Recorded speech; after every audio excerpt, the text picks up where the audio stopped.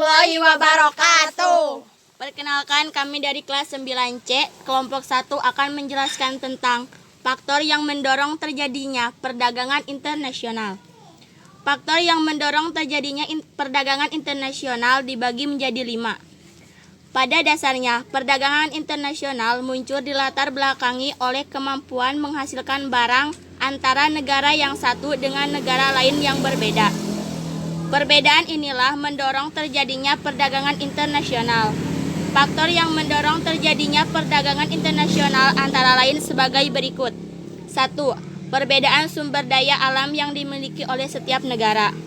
Sumber daya alam yang dimiliki oleh masing-masing negara tidak sama dan mengakibatkan perbedaan hasil produksi dari negara tersebut. Misalnya, Arab Saudi tidak mampu menghasilkan sayur mayur, maka mereka mengimpor dari negara di kawasan Asia yang dapat menghasilkan sayur mayur. Indonesia memiliki peluang untuk menjual hasil dari hutan ke negara lain. Oleh karena itu, Indonesia mampu menghasilkan barang tersebut yang didukung oleh ketersediaan sumber daya alam. Keunggulan yang dimiliki oleh suatu negara dilihat dari keunggulan sumber daya alam yang disebut keunggulan absolut.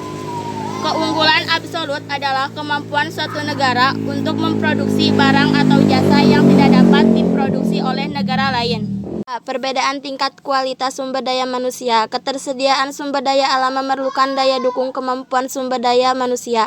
Suatu negara yang mempunyai sumber daya manusia yang dilihat terutama dari segi kualitas, maka akan menghasilkan barang dan jasa dengan mutu atau kualitas yang lebih baik. 3. Perbedaan ilmu pengetahuan dan teknologi.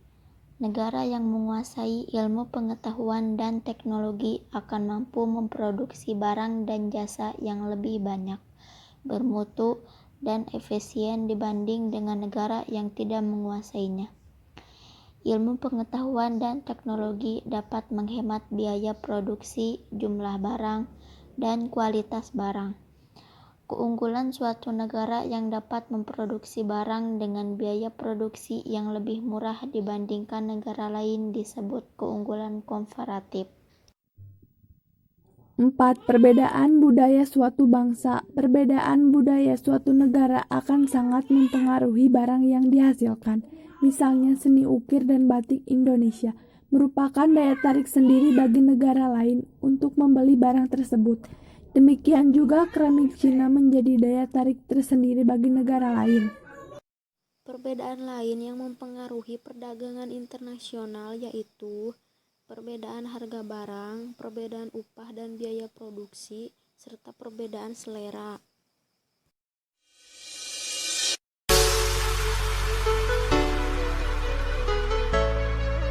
Penampilan dari kelompok kami.